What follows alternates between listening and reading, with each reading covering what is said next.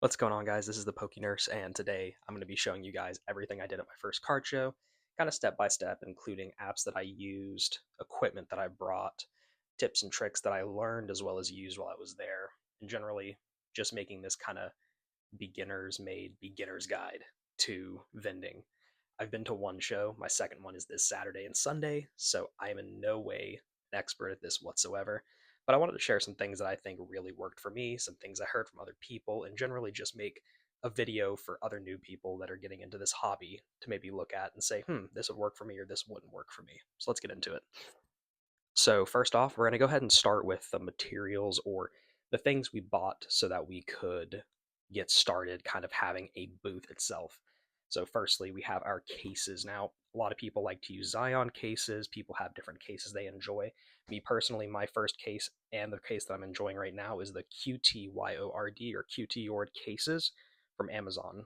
They're 100 and something dollars. I'll post it on the screen now, and they provide plenty of space horizontally.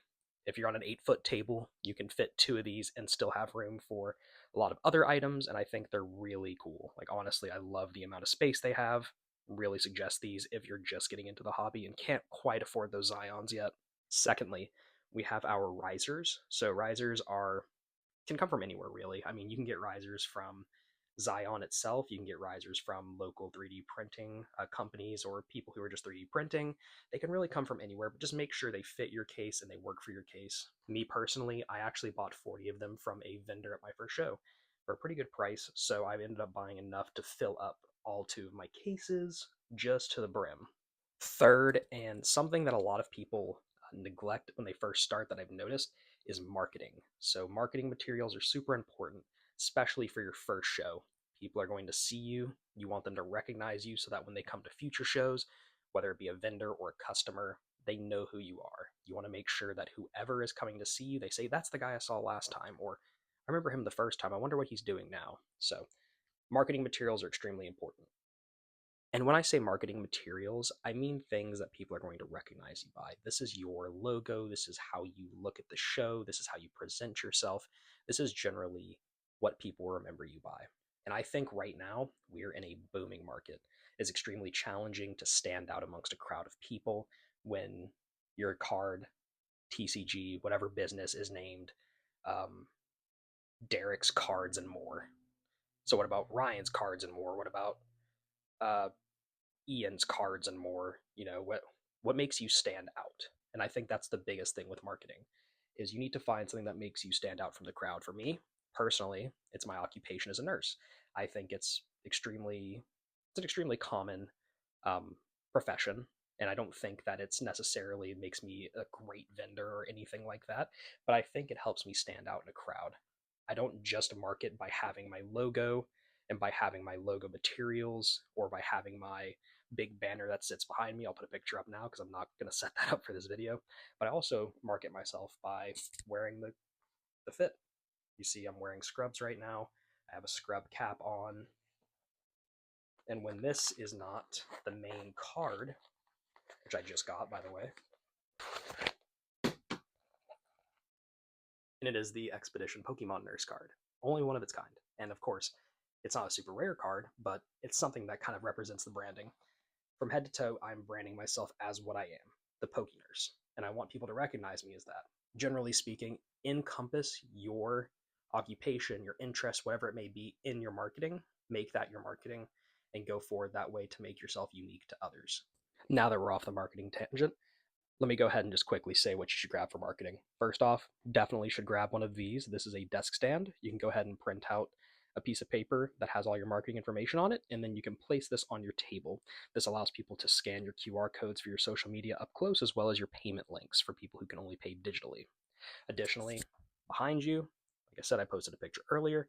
You can have a large banner or on your table clipped on, they have overhead banners that will display, hey, this is XYZ vending, whatever it may be, but it shows your marketing and people can see you from afar.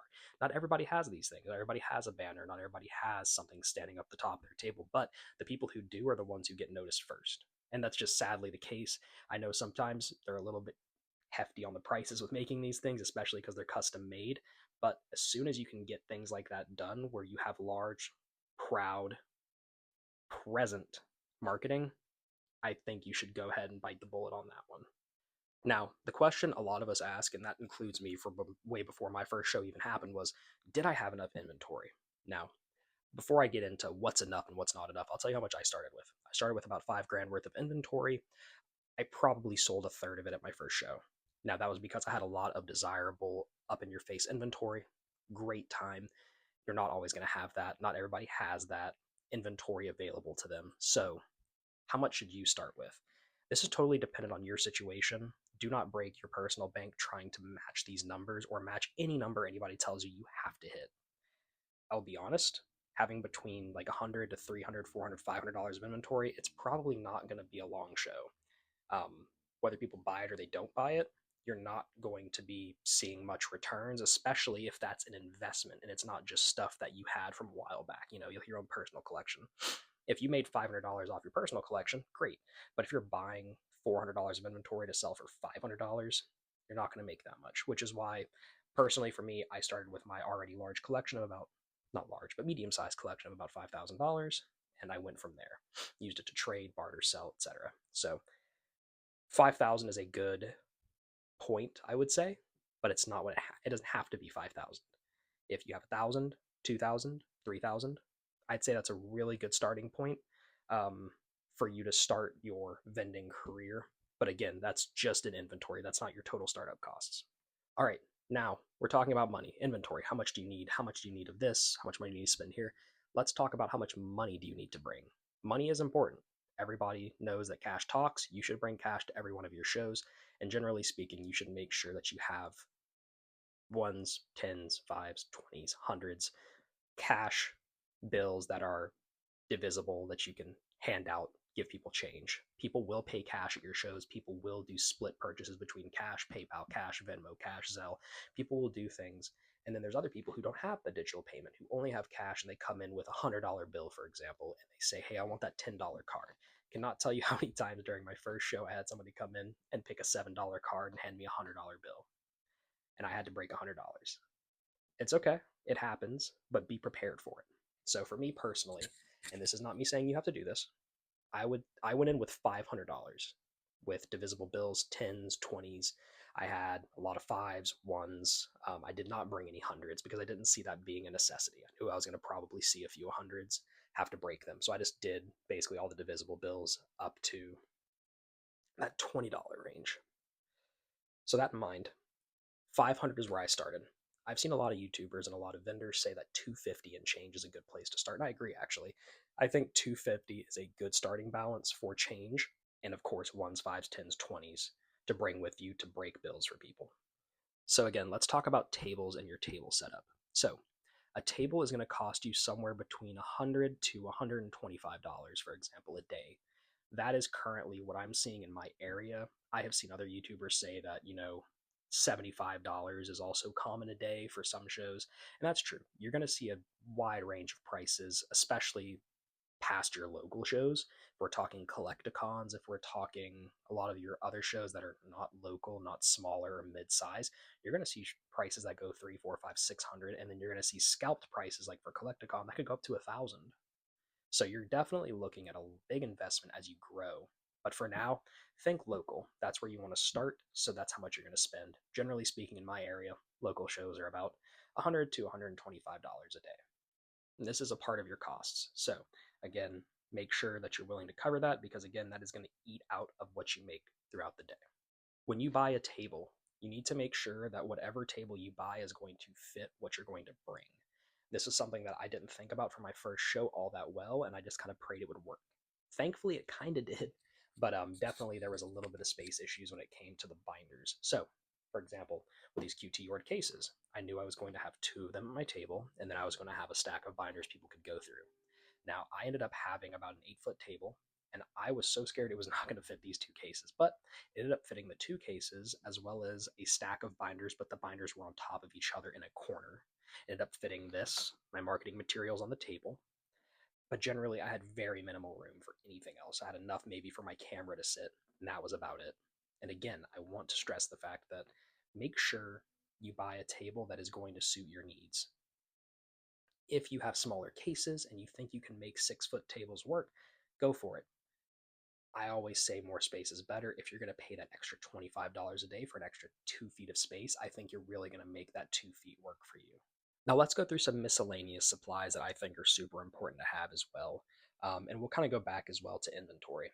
So, one thing is stickers. You're going to want to price your cards, obviously. So, you're going to need some pricing stickers on these. I actually have price gun stickers. They are not my prices, they are another vendor's prices. I just bought these off of them a few days ago, and I actually use a different kind of sticker. I would honestly suggest that as soon as you can get a price gun, go for it. It's super easy, makes the job better than having to write out every single price for every single card.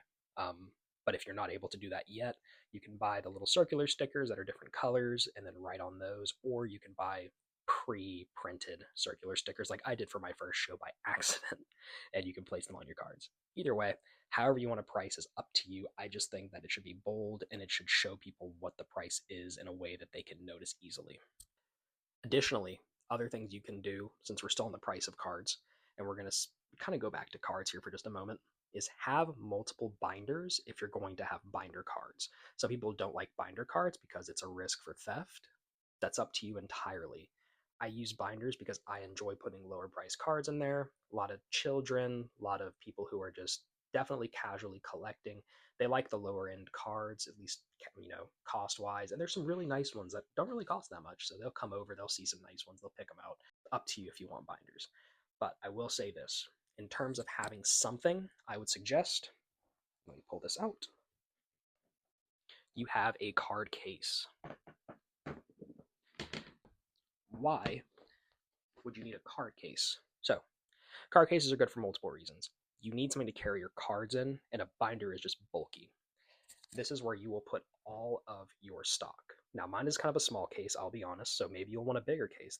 I think Zion sells these too for a much higher price. You're going to want some kind of case that is going to carry your cards in a way that you can just easily plop it down, open it, and start putting it into these bigger display cases. Other supplies. So we've gone over cards, we've gone over everything. Let's go ahead and talk about other supplies that are going to work for you, that are going to go the extra mile. So, firstly, we have this right here.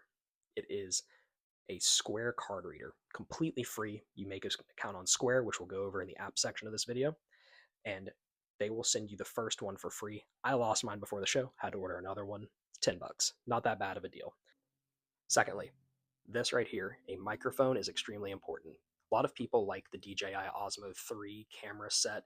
It's a whole content creator set that comes with a camera, mic, all kinds of things to record. Personally, I think as a new vendor, you should try to use a phone or some kind of other device.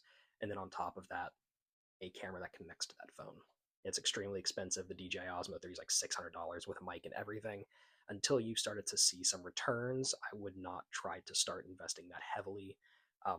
Focus on your marketing and everything first. As you grow, of course, buy the necessities that you need, the equipment you would like to use. Now, as we get to the end of the supplies portion of this, I want to go ahead and talk about some of the final supplies that are just miscellaneous, but they're useful. Right here, I have a small jeweler's magnifying glass. It actually turns on, has light, as you can see, and you can look up to 10, 30, 40 times. I am not the biggest fan of this one just because of how hard it is to see through it, but there are so many different kinds that you can use. And specifically, if you're somebody who's into grading and want to see if the cards are gradable, you can try other brands. They have ones that are glasses, jeweler's glasses with the light on them that help you look at a card. They have different kinds of these that are a little bit more clear. But generally speaking, having something like that is super cool to look at detail on a card. Secondly, I have this little black light right here, or UV light. This is good for multiple reasons. For one, if you are buying slabs, you need to have something that can check the slabs. On the top of the card right here, you can use a UV light to see a hidden PSA strip of logos. Now, it's extremely important to check your PSA slabs, make sure they're realistic. Sometimes even the fakes have that and they're realistic, but it's better to check at the multiple blacklight locations on the slabs, make sure that you're not getting a fake slab. Secondly, you're going to be dealing with hundreds again, and while some of the hundreds that are in circulation, like the blue strips, are extremely hard, if not impossible to fake, others might be faked. So having some kind of light, black light, is really useful in checking your bills. There's other tools you can bring: towels, spray bottles of water to clean your case. Those are all very important things that not many people think of. You're going to need things like pins, Sharpies. Again, you are going to need pricing stickers. You're going to need all these things with you present, not only before the show, but at the show, because when you get new inventory, you're going to need a price, you're going to need to check on cards. All these things are going to be needed while you're at the show as well. Finally, I really think it's important that you bring Ultra Pro sleeves, whether they're hard sleeves, penny sleeves. I honestly think you should bring both. It doesn't have to be Ultra Pro, just bring what you can afford, but bring both hard and penny sleeves. The reason I say this is because you're going to be getting a lot of cards that are coming in, whether they're dirty penny sleeves, no sleeves. You're going to be getting people who come up and say, hey, do you have a sleeve for this card? Whatever it may be. So I'm going to jump in the middle of the video, and I want to go over a couple of other item suggestions. And these are actually things I think are mandatory for every show. So first one is going to be right here. It is the pulling cart you're going to use to bring all of your stuff into the show. You are going to need one of these. You're going to have a lot of stuff on you. You'll probably have to make more than one trip if you have a large stock, whatever it may be, but get one of these. It saves you from having to carry things in by hand every show. Secondly, and less on a supply side, more on like a basic necessity side, bring a lot of bottled water, bring a big bottle of water if that's what you want to do instead, and then additionally bring snacks or bring money so that you can go buy food or bring a lunch that you can eat later on. You're going to be on your feet for 10 to 12 hours. Make sure you don't neglect your basic needs. Eat and drink water. Let's talk about applications now. There's not that many of them that are crazy, but we'll go ahead and talk about some of the ones I used and some of the ones I've heard of that maybe you would like to use. So first off, we have Card Ladder and ALT. Card Ladder is a subscription, ALT is not. Both of them are used to kind of check the market on slab prices from last solds, and it's a really good way to check your pricing on your slabs. Definitely would suggest using which one works for you. A lot of people like Card Ladder. I personally, again, like ALT because a lot of people like that as well. It's up to you. If you think you need to use both, use both. I have them both on my phone just in case I have somebody who is adamant that Card Ladder is what they need to use. Secondly, we have kind of the cataloging apps: TCG Player, Collector, optionally Rare Candy, all these apps that kind of catalog your cards and try to price them for you at the same time. So I use two of them, and the third one is something I'm just kind of getting introduced to, and I'm thinking about using it. So the first one is Collector. I use Collector for cataloging. I think it's an excellent app for cataloging. They're actually updating their prices every day, and it's getting much more accurate to TCG Player prices. But of course, with things like vintage and high dollar cards, you should always double check. So Collector is definitely for now just a cataloging app, while TCG Player, while I can catalog, is more so a price checking app. But it's a good and the most accurate way to price check your cards. Again, going back, when you're talking slabs, we're talking ALT Card Ladder, we're talking raw singles, we're talking TCG Player. Now let's talk about apps like payment processors. Now this is up to you. Personally, for me, I use Zelle, Cash App, PayPal, and then of course, like we talked about earlier, Square. I have Venmo, but it's just not installed right now, and I have not put it on my payment processing marketing right here. It is kind of a last resort if somebody cannot pay in any other way. And then, of course, it's going to take me forever to set up, but it's there if it's needed. So if you want to have multiple ways of payment, that is up to you. Do what works for you. I always say that. I know I've tried to give you advice this whole video, but do what works for you. Finally, some other apps to have that I think are more for your social presence are going to be your Instagrams, your YouTube, TikTok, even eBay.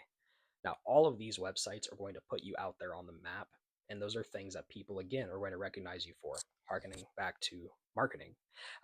If we are not marketing ourselves, nobody's going to recognize us. Nobody's going to think twice about coming visit our booth.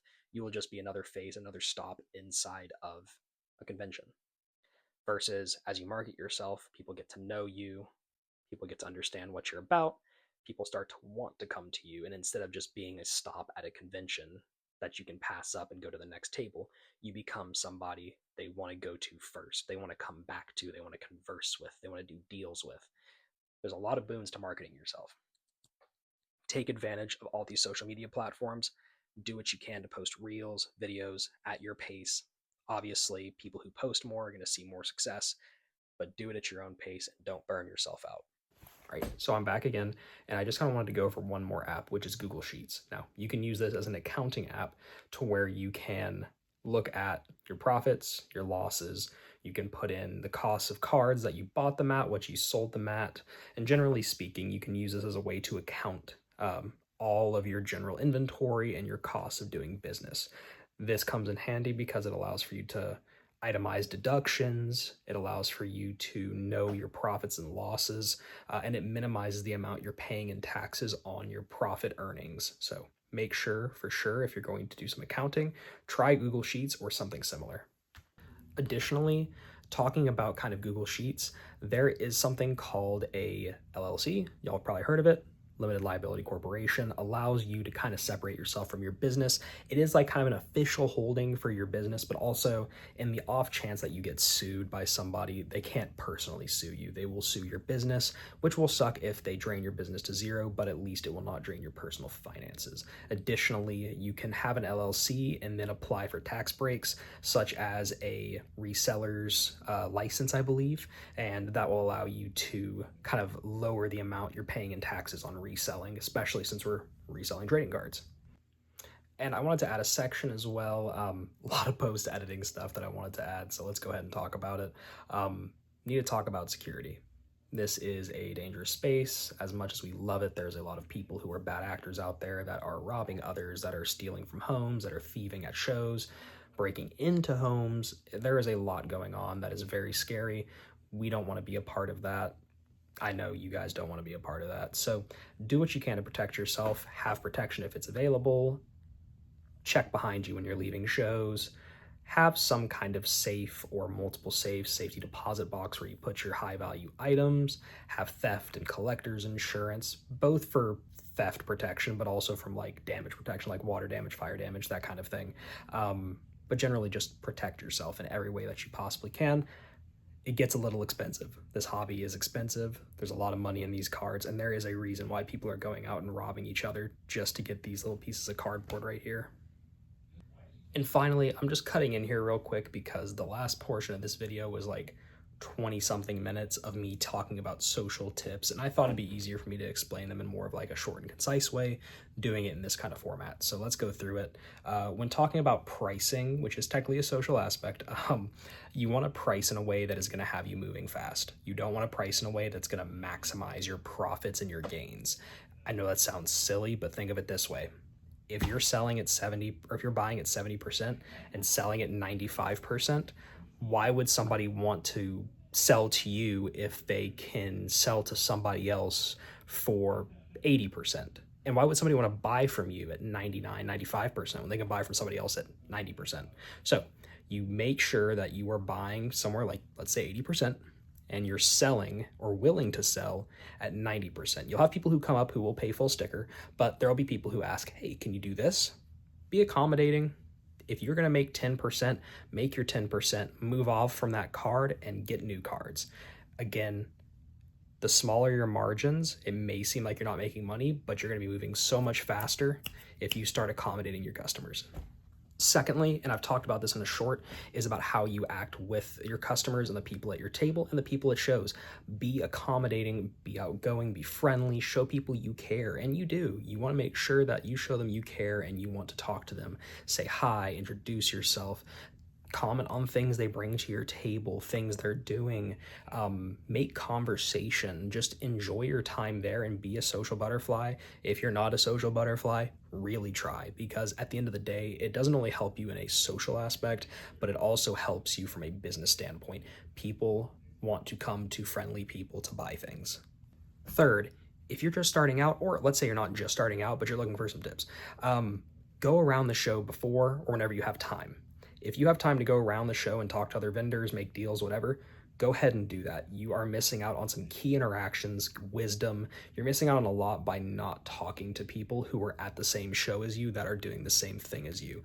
A lot of these people have been doing it for longer than you. They know the local scene, whatever it may be. Get to know them, get to be friends, get to be acquaintances, get to be connections, whatever it may be. In some way, you will benefit from that socially or in a business standpoint, and it is in your best interest to try to be as social with the people you are vending next to. And finally, try to be ethical. At the end of the day, we're here because we love Pokemon, we love Pokemon cards, we love this hobby as a whole. And yes, we are making money, so there's no hiding from that, but we're doing it in a way that's respectful to both the people who are our customers and to the hobby itself. If you're here to make a quick buck, if you just want to make a little bit of money off Pokemon, you don't know what any Pokemans are, like you just don't care about it, and you're just here to make that money, then I would heavily suggest that you try another side hustle. You probably won't enjoy it or last long in this. But yeah, that's about it. I tried to make this as comprehensive as possible. Again, it is a beginner's guide, so there's going to be things missing. And if you notice anything that's like really just glaring that was missing from this, leave it down in the comments below. Would love to hear from you guys. Other than that, hope to see you guys at my next card show, or hope to see y'all down in the comments. Take care. We'll see y'all in the next one.